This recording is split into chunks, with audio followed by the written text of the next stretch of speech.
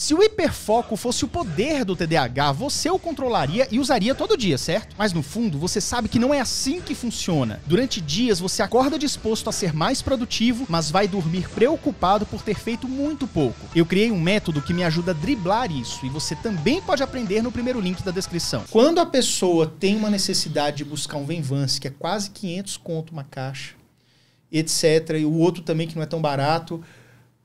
É só sentar e chorar ou tem como conseguir de alguma forma um medicamento? Tem sim, Yuri, tem sim. Eu venho falando aqui desde o começo da nossa conversa que o judiciário, dentre todos os poderes governamentais, é o poder que mais se sensibiliza com a questão dos transtornos de uma maneira geral. De maneira geral, né? Né? E com os medicamentos é o mesmo tratamento. Né? Embora não esteja previsto ainda... Né, o SUS não fornece medicamento, como você falou, localmente. Às vezes apenas alguns medicamentos são fornecidos. Sim, verdade. Né? A gente tem observado que o judiciário tem concedido, né, e aí tem que cumprir determinados requisitos, o fornecimento desses medicamentos gratuitos ao portador de TDAH. Sim. Então, só que o que os tribunais dizem? Você tem que preencher alguns requisitos. Então, ter a prescrição médica, ter um laudo médico. Esse laudo médico precisa ser o mais detalhado possível, com informações sobre as consequências que esse paciente terá ao não receber esse medicamento, né? Por que ele precisa, há quanto tempo, que a gente chama de indispensabilidade do medicamento, né? Ele é indispensável para o tratamento. Para o tratamento, para o bom funcionamento da pessoa. Exatamente. Tudo mais, né? E se possível... ele dizer se esse medicamento tem eficácia ou não no tratamento dessa patologia. Por quê?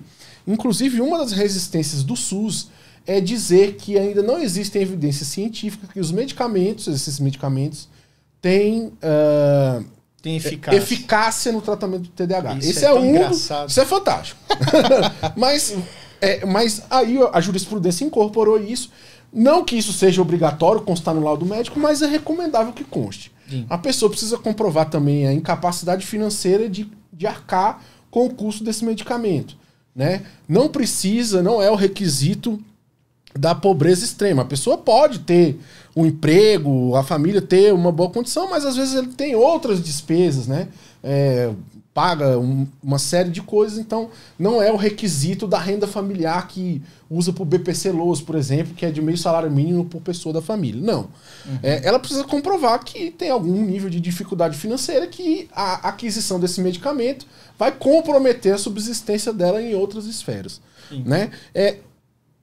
De posse dessa documentação, ele procura um advogado, defensoria pública, né, e ajuiza essa ação que os tribunais, de uma maneira geral, têm concedido o fornecimento desses medicamentos de forma gratuita para esses pacientes, né, o que é um ganho significativo, porque, de fato, alguns medicamentos têm um custo elevado, né, e isso impacta na rotina, na vida financeira dessas famílias que, né, às vezes...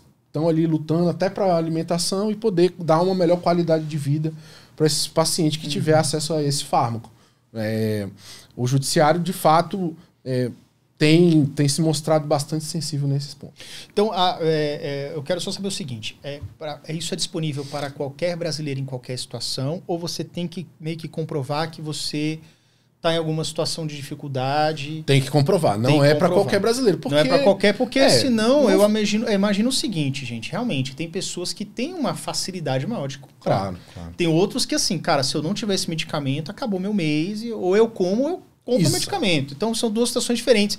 E a gente tem que entender também que o governo, de modo geral, não é um poço sem fundo de dinheiro. Exatamente. O que está ali é dinheiro nosso. Só que tem que ser bem administrado e aplicado pelo governo. Eu sou bem assim, sabe? Porque as pessoas querem tudo no gratuito, mas o todo gratuito tem seu preço. Claro. E às vezes o gratuito ele passa por um canal de corrupção que no final a conta é muito maior. Exatamente. Né? Enfim.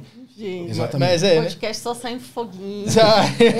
Mas a gente tem que pensar também, eu concordo, Yuri, perfeitamente com a sua colocação com relação à questão do custo, né?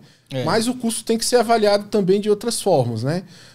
O custo de você ter um medicamento que vai ajudar, por exemplo, uma criança você não vai ter depois um custo. Se você não fornecer esse medicamento, você não vai ter um custo maior depois com essa criança, com a evasão escolar. Claro, né, a gente esquece disso. Com a né? questão do. O que vem pro futuro. É o olhar macro, né? Que pouco se olha. Mas sabe o que eu estava pensando agora, doutor Vitor? Que provavelmente é uma dúvida que muita gente deve estar tendo agora e que eu já ouvi muito dos meus pacientes.